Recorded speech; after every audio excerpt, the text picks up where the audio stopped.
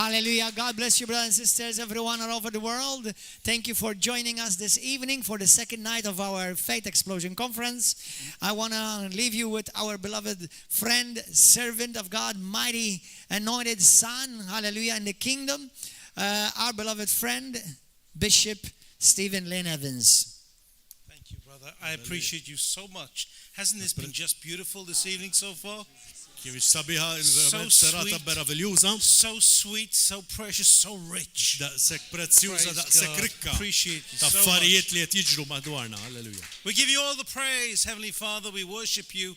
Come with me, everyone. Let's pray. Heavenly Father, we thank you and worship you and praise you. Give you all the glory, all the honor. Have your way now. I want to speak your words. That lives be impacted and changed in Jesus' name. Amen. Amen. Amen. Amen. Praise God. Oh, hallelujah. Hallelujah. So lovely to see blind eyes opened. Hallelujah. You know, one time we were in our church and there was a blind man. And he was wielding in a wheelchair by his father. And so at the end of the service, I had compassion, and I remembered that I had a CD in my office. Of the New Testament. So I went up to him afterwards. And I just knelt down. And I said, would you like to have the Bible on CD? And you know what the Lord said to me as I said that to him? He said, oh, you're going down that road, are you?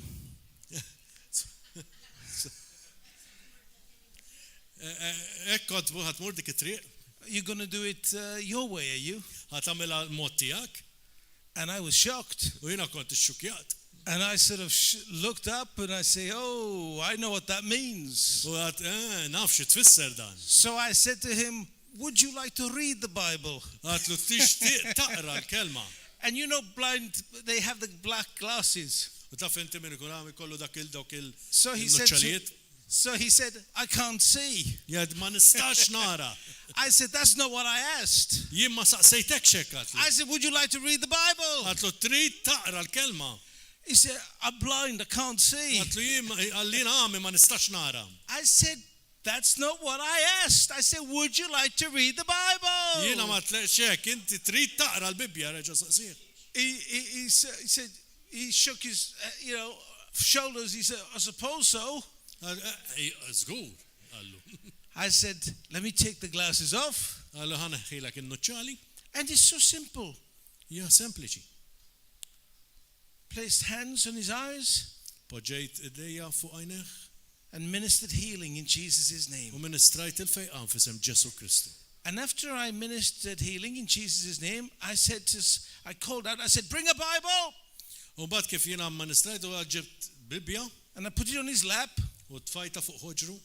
And I didn't ask him if anything had changed. I just told him what to do. I said, read it. And his head went down, he started to read. Hallelujah. So when I come here, oh, it just feels like I'm at home. Hallelujah. It's just so sweet.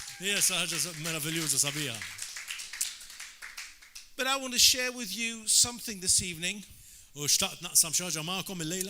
And it's very important. It's about the otherness of God. This is difficult to translate, perhaps. The otherness of God.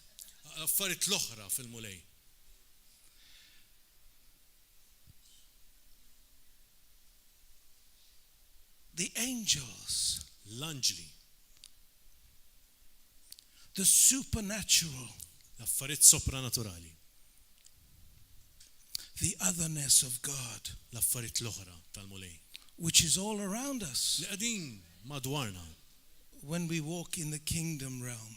meta aħna nitlu fir-rems tas-saltna tiegħu. Jesus' message Il-messaġġ ta' Ġesu, isn't the message Jesus preached, il-messaġġ li Ġesu priedka, isn't you must be born again. ma qalx li inti trid titwieled minn ġdid. He taught that, yes. Iva l-lima, But the message he preached imma l-messaġġ li huwa priedka was the kingdom of God. huwa l-saltna ta' Alla. And so you and I Għalhekk aħna are citizens in the kingdom. aħna ċittadini f'din is-saltna. And so as we walk through life, Allora kif aħna nimxu fil-ħajja, strange things should happen. l-affarijiet strambi rridu jibdew jiġru. I don't know if you've noticed yet or not, Ma nafx hekk innotajtux diġà dan, but I'm a very strange man. imma jiena bniedem I'm a very peculiar man. għandi ċertu pekularità, iva, ċertu you're strambizza. And you're peculiar too. U anke intom għandkom ċertu strambizza. And if you're not, U hekk m'intix, you ought to be. għandek bżonn issir. We're a peculiar people, the Bible Għax says. aħna għandna naqra ċertu dik is-strambizza fini. It's a pity why so many people want to be acceptable. Hija verament ħasra li n-nies ridu jkunu aċċettati dejjem.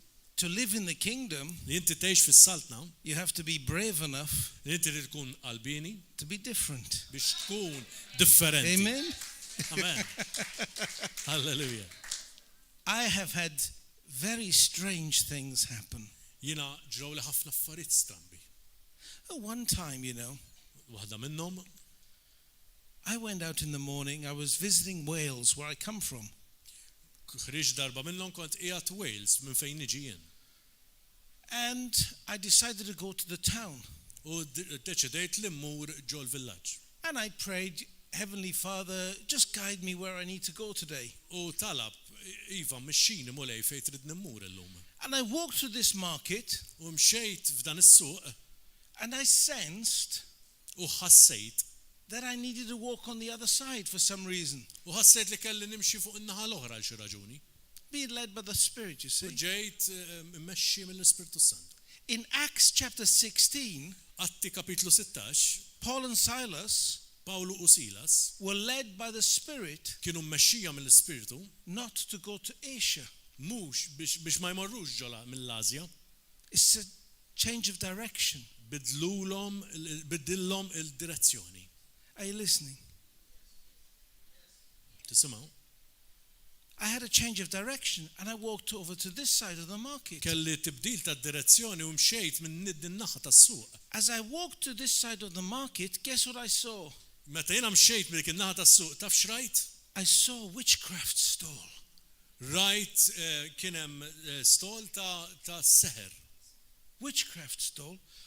And there was a woman there U kien hemm mara. dressed all in black. Kienet libsa kollha bl-iswed. Long black hair, Kella xara twil iswed, white face, wiċċ abjad, black makeup, kella l-makeup iswed, and she was really creepy. She scared me a little u bit. kienet tal-waħx. It's kind of slinky. Kienet naqa sliki.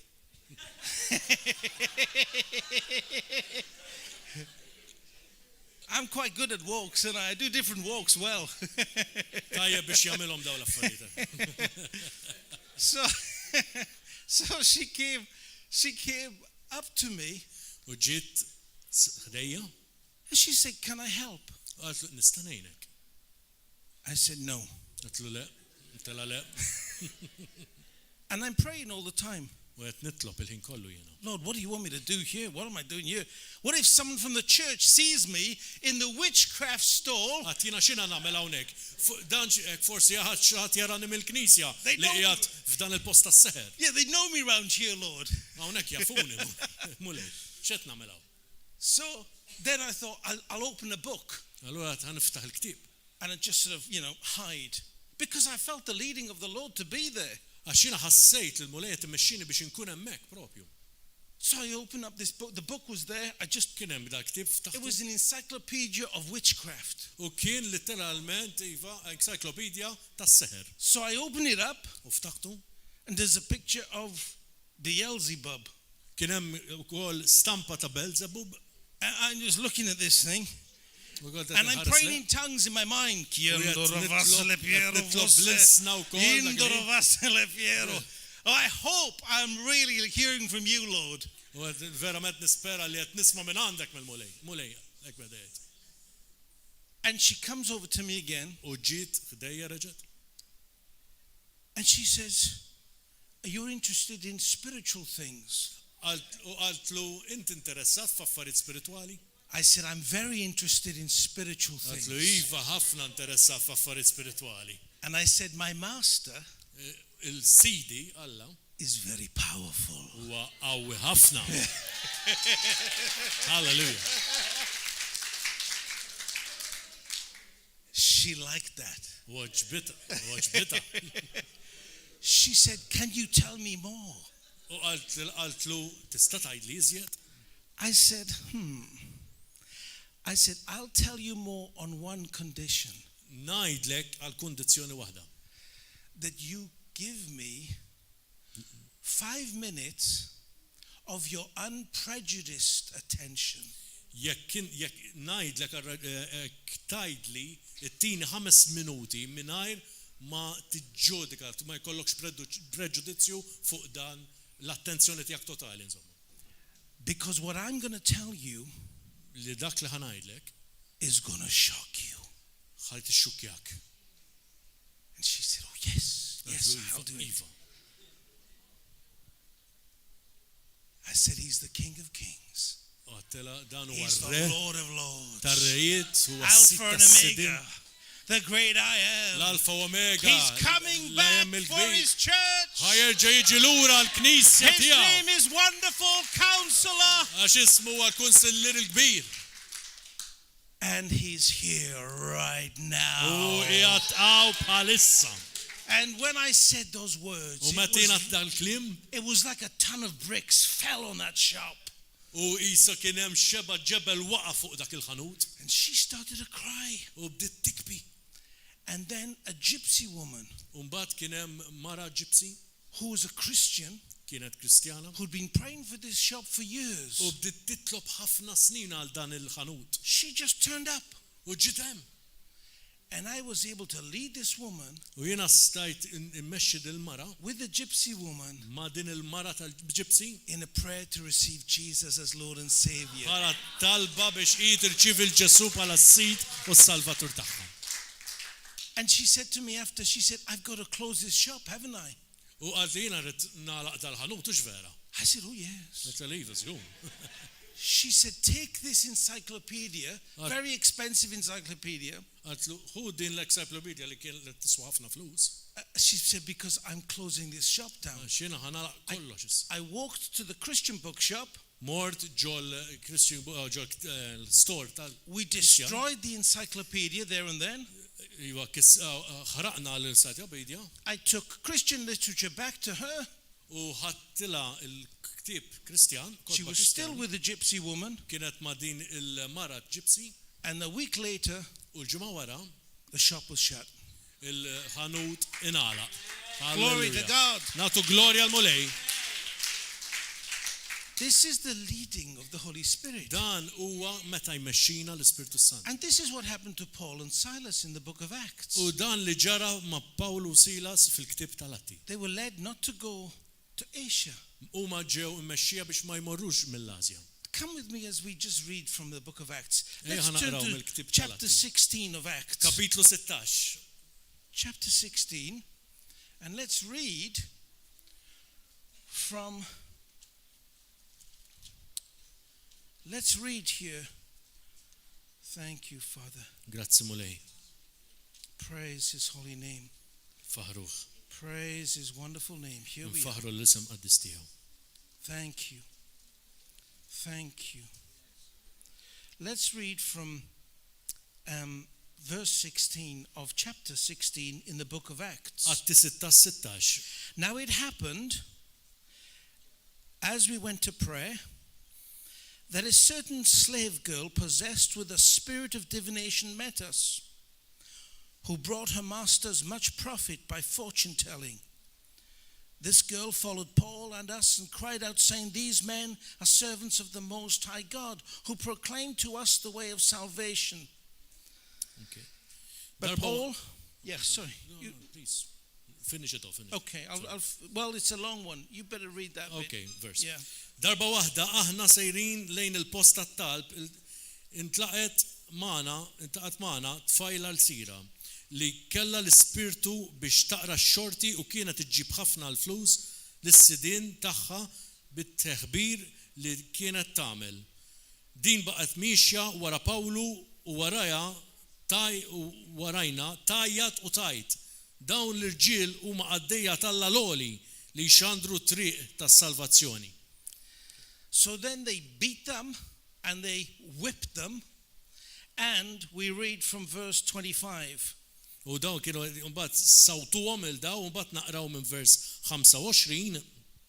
But at midnight Paul and Silas were praying and singing hymns to God. U għal-ħabta tal-ofs il-lejl Pawlu u Sila bdew jitolbu u jfaħru l-Alla bin-nijiet. And the prisoners were listening to them. U l-iżir bdew jisimgħu lil Pawlu. Suddenly there was a great earthquake, so that the foundations of the prison were shaken. F'daqqa waħda sar terremot kbir li s-sisin tal-ħabs teżu. And immediately all the doors were opened. U minnu fih il-bibin kollha nfetħu beraħ. And everyone's chains were loosed. U nħall l-irbit ta' kulħadd. And the keeper of the prison, awaking from sleep, U kif l-assist tembaħ u ra, saw the prison doors open, supposing the prisoners had fled, drew his sword and was about to kill himself. u ra l-bibin tal-ħabs miftuħa l-beraħ, silat is-sejf u kien se jneħħi ħajtu bideħ. But Paul called with a loud voice, saying, "Do not harm yourself, for we're all still here." Imma Pawlu għajjad bleħen oli u qallu, tagħmel l-ebda ħsara lilek innifsek, għax aħna wkoll hawn. So listen, this is what has happened here. Issimgħu dan għax hekk ġara. They didn't go to Asia. Ma marrux l-Asja, They followed the Lord's plan. huma segwew il-pjan ta' Alla, They're beaten, whipped, flogged, and thrown into prison. ġew imsawta letteralment u mbiċċra u marru u mbagħad tafgħu ġol ħabs. I can imagine Silas must have been thinking, "Paul, you've missed it this time." U probably Sila beda jaħseb Pawlu naħseb d-darba ma smajġ verament mill-mulej. And then Paul, U mbagħad Pawlu after the chains have fallen off and there's an earthquake and the walls fall down wara and li he's ktajja free to nitkissru go, u teżżes kull imkien u seta' jitlaq, he doesn't go. He stays where he is. baqa' hemm, ma telaqx. And he calls to the jail. He says, "We haven't gone anywhere. We're still here." U qallu tagħmel xejn għax aħna għadna hawn. Sometimes the Holy Spirit leads you to go a different way. Xi kultant l-Ispirtu Santu jmexxik b'nadi oħra, Sometimes the Holy Spirit leads you to stay. u jew l-Ispirtu Santu jgħidlek qiegħed. When everyone might have presumed you've left. Meta kulħadd jaħseb li inti tlaqt. But here's the thing. Ħasbu dan. They were praising, Huma kienu tifaħru singing hymns, u jkantaw in-nijiet, focusing on God. jiffukaw fuq il-mulej. Not focusing on the blood, Mhux kienu qed jiffukaw fuq il-luġieħ li kellhom u d-dmija because they'd been whipped. għax huma ġew flagellati. There would have been lots of blood. U probabbli kellhom ħafna dem, There would have been bruises, kellhom dbenġil pain, u ġieħ, suffering. sofferenzi, But they focused on God. imma kienu ffukati fuq Alla. Let me give you this gem of treasure tonight Ħantikom dan il-ġojjel in one sentence. f'sentenza waħda. This is one of the keys of life. Din hija waħda miċ-ċwievet tal-ħajja. What you focus on, Dak li inti tiffoka fuqu you get direction from. u jkollok id-direzzjoni minnu. Amen. Amen. Amen. What you focus on, you get direction from. Dak li inti tifoka fuq u jkollok direzzjoni minnu. But when you enter praise and worship, Meta inti tkun qed tqim lill-Alla, unexpected things happen. affarijiet li inti ma tistennix And jiġu. you enter into the realm U tidħol fir-realm of the kingdom life, ta' saltna where all things are possible. fejn l-affarijiet huma possibbli. All things are possible L-affarijiet kollha possibbli in that realm. f'dak ir-realm. I'm so happy to be in a place where we've seen some beautiful things happening. Kemm jiena kuntent li għaf post li rajna affarijiet sbieħ The jiġru. miracles of Dawn God. il-mirakli kollha li qed iseħħu fostna. And what I'm interested in is in your journey. U naraw il-vjaġġ tagħkom. I'm interested in your journey. Jiena interessat fil-vjaġġ tagħkom. Because if you follow the leading of the Holy Spirit tomorrow, Għax hekk inti ħatimxi skont kif imexxik l-Ispirtu Santu għada, next week, next month, il-ġimgħa d-dieħla x-xahar id-dieħel, I wonder what adventures you're going to have. jiena ngħid min jaf se jkollkom bħala avventuri. Adventures are going to be guaranteed, I promise. Naggarantilkom li ħajkolkom avventuri kbar. Dan inwedkom. Let me take you to a place where I once was. Ħanaħodkom f'post fejn jiena kont darba. I used to live in London, Jiena kont ngħix ġo Londra, and there was a period of my life before I understood the things of faith in a deep way.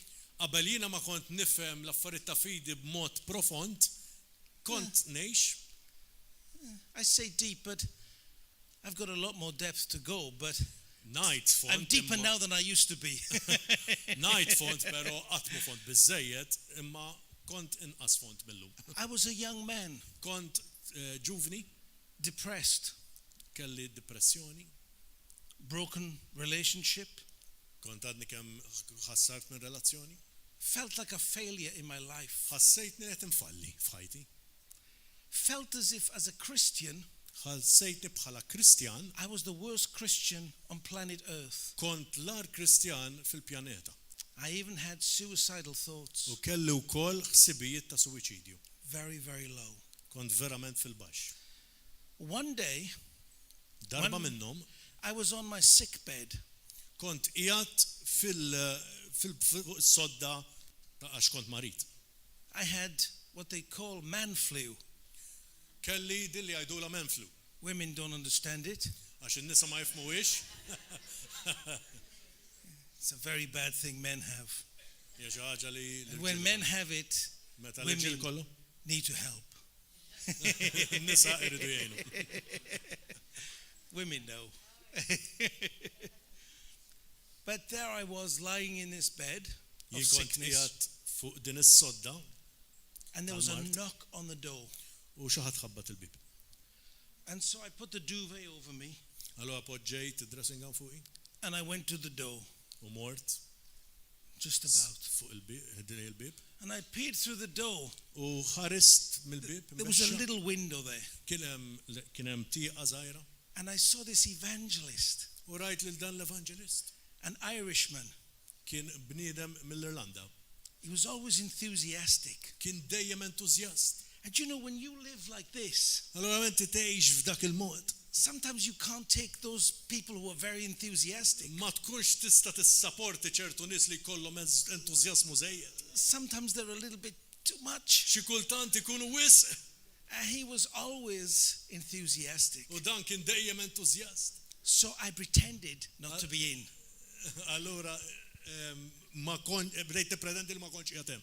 I just crept down Inżilt l-isfel and I walked back to the u bed. mxejt fis-sodda. And he shouted through the letterbox, U għajjat minn ġol letterbox. Stevie, I can see you, Stevie. Steve, rajtek! Hello, Stevie. Hello, Steve. I thought, I'm embarrassed. U issa ġej ovvjament So I go to the door, I open up the door. Ftaħt il-bib. I say, I'm not well. Minix tajjeb qed iħossni. I say, I'm very, very ill. Qed verament ma He niflaħx. said, I'll come.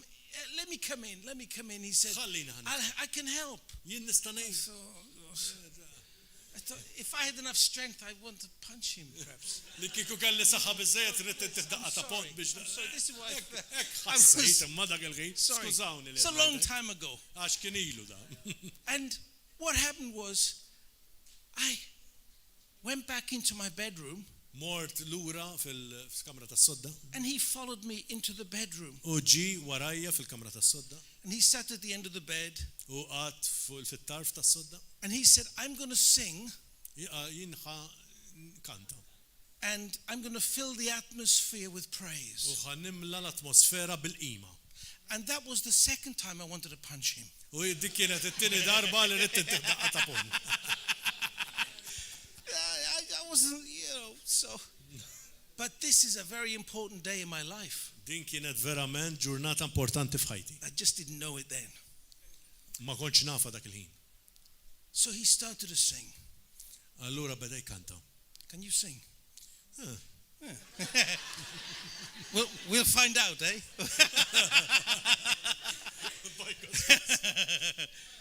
Shout to the Lord. Bling bil-Malti. Għajtu lil-mulej. Hey! That's good. That's good. Shout to the Lord. Għajtu l-mulej.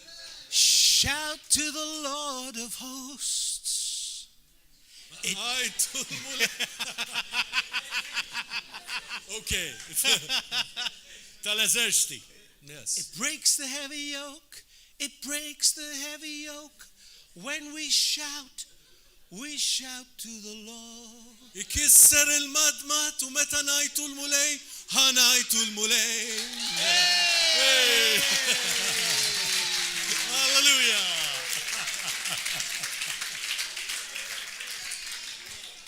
Do you know, it's so good. Let's just sing it. Shout to the Lord. Shout to the Lord. Shout to the Lord of hosts. It breaks the heavy yoke. It breaks the heavy yoke. When we shout to the Lord. Unajtu l-mulej. Hallelujah. Shout to the Lord. Shout to the Lord of hosts. Amen. It breaks the heavy yoke. It breaks the heavy yoke. When we shout to the Lord. Oh, shout to the Lord. Shout to the Lord. Shout to the Lord of hosts. It breaks the heavy yoke. It breaks the heavy yoke. When we shout to the Lord. Glory. Hey, hallelujah. And he started singing like this, you see. I'm in the bed. And fis-sodda. After like 15 minutes of him singing, but he was singing so gently. U kienet ikanta b'mod ġentili. Just nice and gentle. And then after about 15 minutes, Wara kwarta. I thought, it's not so bad. Le, mhux daqshekk ħażin wara kollox. After about 20 minutes, I thought it's quite nice. Wara xi minuta pjaċevoli. Around about half an hour. Wara nofsija. So he was very patient. U kien verament paċenzjuż. Very gentle, very kien gentle with me. verament ġentili. I was up out of my bed. Jien kien qomt mis-sodda. Arms raised. Kelli idi molli għal fuq. Shout to the Lord, shout to the Lord, shout to the Lord of hosts. It breaks the heavy yoke, it breaks the heavy yoke when we shout to the Lord. Hallelujah. That was my testimony. Dik kienet it-testimonjanza tiegħi. I was so, yes, I found the power of praise that we see in Acts chapter 16. Because my yoke was broke. Through the power of praise and worship. Il-qawwa tal-Alla. And that night, U dikinhar, I went out ħriġt and evangelized on the streets of u mort London. nevanġelizza fit-toroq. Hallelujah. Glory to God. Hallelujah. Praise God. Totally changed. Kont mibdul totalment. And I learned a very, very powerful lesson for my life. U tallimt verament lezzjoni importanti għal ħajti. It changed my life. Bidlet ħajti. It was that when I start to feel depressed and down, Meta jiena kont iħossni depressed u verament fil-qiegħ, I must enter into praise Rid nidħol and worship. fil-qima Hallelujah. Hallelujah. My precious brothers and sisters, Għalhekk there's ħuti. great power in praise and worship. Hemm qawwa kbira fil-qima Hallelujah. Now, do you remember what I spoke about last night? Tiftakrux tkellimna fuqu il-bieraħ fil-għaxija? When I mentioned the 4 containers. Meta jiena semmejt l-4 kontenituri. Who remembers the 4 containers? Tiftakruhom il-4 kontenituri? Who remembers the labels on top of the 4 containers? Min jiftakar x'kellhom il-labels fuqhom? Wow, I've X'huma? still got some hands up. I wasn't expecting too many hands Ma up. tantx qed And kont it's qed the nistenna. children. Okay. Praise, Ima, worship. That's it. So worship and evangelism, that was 2. yes, 2, prayer, Prayer the word of God. and the words. Amen. Oh, you Hallelujah. Wow. Ima, evangelism. What a brilliant church. Brilliant. Well, you see, this evangelism is a natural overflow of the kingdom life. L-evangelizmu hija flow naturali meta inti tkun qed tgħix il-ħajja tas-saltna. So when we're flowing in the things of God, Allora meta aħna nkunu qegħdin mixjin fil-affarijiet tal-Alla, the overflow is the life of God, l-abbundanza tiġi minn dik il-ħajja. and the kingdom advances. U l-saltna timxi l-qudiem. It's so straightforward. Hija xi ħaġa talment sempliċi Just flows. timxi l-qudiem.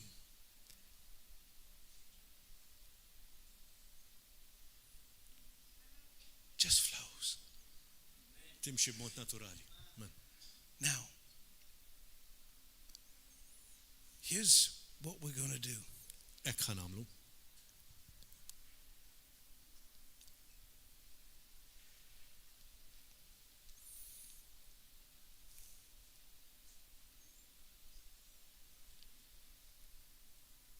This is so important. Di importanti ħafna. Let me just share one little thing about my friend, Ħanaqsam ħaġa fuq ħabib tiegħi. the Irish evangelist. Dan l-evangelist Irlandiż. Have you heard of Riverdance, the musical? You like Musical River Dance? His family owns Riverdance. Il-familja tiegħu hija Yeah. l-owner ta' din il-River Dance. He's a man who used to always have very nice cars. Għandu ħafna karozzi sbieħ.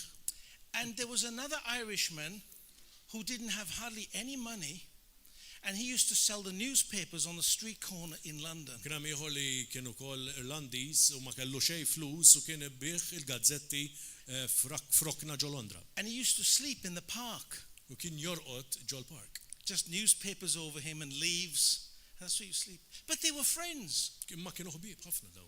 So he bought himself, he thought it'd be a good joke to buy himself a chauffeur's outfit.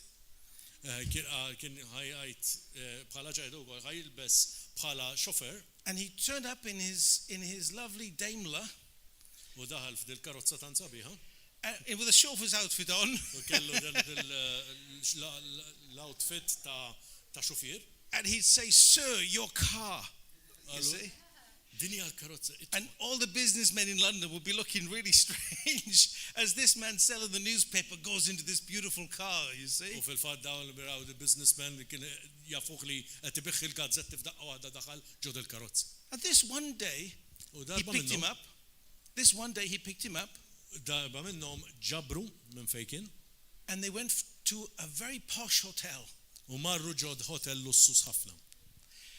And in this posh hotel, they went to the VIP bar. U marru ġo dan il-bar li kien tal-nies importanti.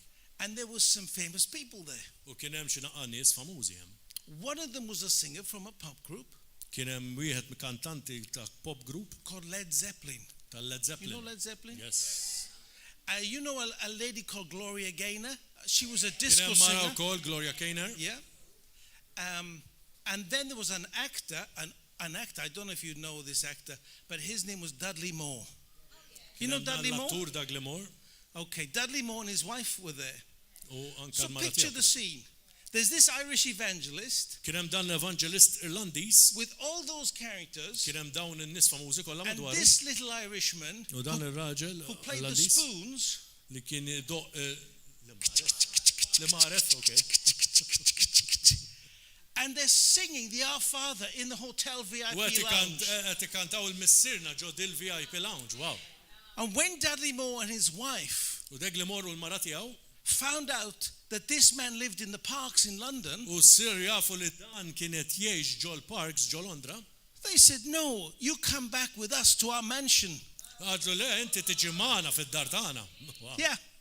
So my friend Martin Allura ħabib tiegħi Martin said he saw him waving goodbye from the back of the Rolls Royce. qed ixejjer minn wara tar-Rolls Royce. He said he could barely see him. His little hand was good for this. ma kienx qed jara. Jimmy was a very small man. He was only Jimmy just kien very small. verament raġel ċkejken. Yeah. So they went to the mansion in the countryside. Marru ġo dan id-dar kbira ġo fil-qalb liqi. And when they arrived, the butler was there. U meta kienu qiegħed hemm kien hemm il-butler. And he said to the butler, he said to him, listen, this is our good friend Jimmy. U dawn il-ħabib tiegħi qalulu lill-butler Jimmy. Give him the guest suite and anything he wants. Tieħ dak kollu li għandu bżonn u tieħ l-aqwa kamra bażikament. Beautiful. Ħafna sabiħ. So, in the morning, U filgħodu Dudley Moore and his wife, dik li mor u l-mara tiegħu they get a knock on their bedroom door. samaw il-bib jħabbat. Mr. Moore, Allo, Mr. Moore, we can't find your guest. ma nistawx insibuh il-mistieden tiegħek fejnu.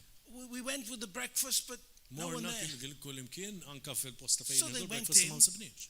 They went into the bedroom. Marġu kabra tas-sodda They looked under a four-poster bed. u ħarsu taħt is-sodda They looked on top of the four-poster bed. u kol ħarsu fuq is-sodda x'kienet tal-dawk tal-arbli għana jdilejn poster bed. They were looking around this suite everywhere. Kienet iħarsu kull imkien And then his wife u bat il-mara tiegħu pulled the curtain back mexxiet il-portira and she looks outside. u ħarset barra And little Jimmy u dan Jimmy is asleep under the tree. u riqet taħt is-siġra. Asleep under the tree. Kien qiegħed hemm riqet taħt is-siġra. It's madness. Hija xi ħaġa li ma setgħux jifhmu. He returned Mar lura fil-fatt. to what he was comfortable with. Mar lura fejn kienet iħossu komdu. U mdorri bih. He returned back to what he knew best. Mar lura fejn u ħassu li jaf li żjed. Even though he was given the best the world had to offer. Anka jekk tawh l-aqwa li d-dinja seta' toffri. As I look out this evening, U hekk qed inħares il-lejla. my precious brothers and sisters, Nara ħuti tant prezzjużi għalija. I know Jiena naf that God has the best for you. li Alla għandu l-aqwa għalikom. He's laid it all out for you. Qed titikom kollox, qed jifrixilkom kollox. It's all there. Qiegħed hemm diġà. It's called the kingdom life. Hija il-ħajja tas-saltna. It's abundant life. Hija ħajja abbundanti. It's a life where all things are possible. Hija ħajja fejn l-affarijiet kollha huma possibbli. And it's yours. U hija tiegħek. Halleluja. Halleluja. So, Għalhekk don't return to what you know. Għalhekk tmurx lura għal dak li inti taf. Yield to what's on offer. Imma xenna u hu dak li inti ġejt offrut. Amen. Amen. Amen. We give him all the praise. Ejja nagħtuh il-qima l-glorja. All the Halleluja. praise. Glory to God. Is this the camera? I'm going to say this for our friends watching.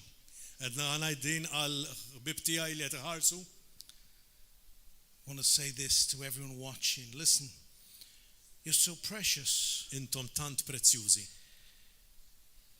God has great plans for you. Alla għandu pjanijiet kbar għalik. Now, tonight, Il-lejla could be the very night tista' tkun dik il-lejl when everything changes. li kollox jinbidel. If you haven't accepted Jesus as your Lord and Savior, Jekk int għadek ma ċċettajtx lil Ġesu bħala s-Sit u Salvatur tiegħek, you can do that now. tista' tagħmilha issa stess. Just pray these words after me. Itlob dan il-kliem warajja. Heavenly Father, Mr. Qadis, I accept the Lord Jesus jien naċċetta lil Sidi Ġesu as my Savior. bħala s-Salvatur tiegħi. I follow Him Insegwi lilu as my Lord bħala s-Sit forevermore. għal dejjem ta' dejjem. Amen. Amen. Now for everyone listening, U dak kollha li qed jisimgħu bħalissa. I want you to know this. Jien xtaqtkom tkunu tafu dan. The enemy L-għadu has lied to you. gidiblek. He's told you that you can't do it. Għallek li inti ma tistax tagħmilha. He's told you that you've messed it up. Għallek li inti gerfixt. He's told you that you're a failure. U għallek li inti fallejt. But I'm telling you Qed ngħidlek that Jesus li Ġesu paid the full price, ħallas il-prezz kollu and even on your best day, u anka fl-aqwa ġurnata tiegħek. you wouldn't be more qualified Inti ma tkunx ikkwalifikat iżjed. than you are right now Milli inti issa stess. by faith, Bil-fidi. and by faith U alone. bil-fidi biss. So take hold Għalhekk hu dan of this minn opportunity din l-opportunità and enter in u idħol to all that God has for you, għal dak kollu li Alla għandu għalik. the kingdom life. Il-ħajja tas-saltna. I'm going to pray Ħanitlob that God speaks to you now li l-mulej titkellem miegħek issa stess and that you be sensitive li inti tkun sensittiv to go to the left, li tmur jew għax-xelluk to the right, jew għall-lemin yielding to the Holy Spirit. tola lejn l-Ispirtu Santu. Let's pray together. Ejja nitolbu. Heavenly Father, Issir Qadis, I yield to you now jiena nolli quddiemek mulej.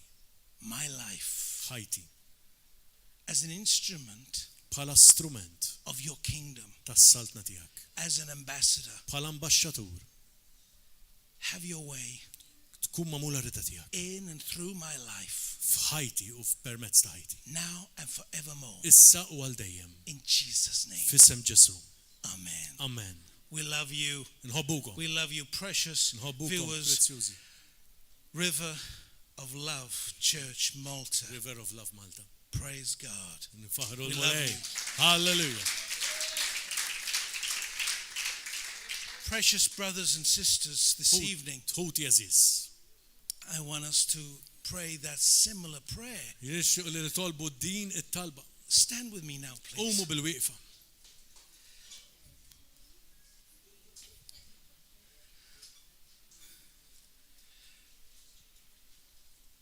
Right now Issa stess. is the beginning of the rest of your life. Hija l-bqija tal-ħajjitkom kollha. Adventures in the kingdom, Avventuri fis-saltna, all sorts of wonders lie for us. hemm kull tip ta' meravilja qed jistennewna. All we have to do is yield. Kull ma rridu nagħmlu hija naċċettawha u nqumu għaliha. As I've been speaking, Kif jiena qed nitkellmu, I believe the Holy Spirit has been prompting, l-Ispirtu Santu beda ikellimni reminding you of this direction that He'd asked you to go into. biex ifakkarkom f'dik id-direzzjoni li qed jgħidilkom biex intom tmorru, This person who you were to speak to, dil-persuna li inti trid tkellem and all sorts of dreams that are still on the inside. u dawk il-ħolm kollha li qegħdin ġo qalbkom. I call those dreams to life Qed ngħajja dawk in the il-ħolm name of Jesus of Nazareth. jieħdu l-ħajja f'isem Ġesu Kristu. We call those dreams to life Ngħidu tonight. dawk il-ħolm li x'jiġu ħajjin issa stess. It doesn't illejla. matter how big they are.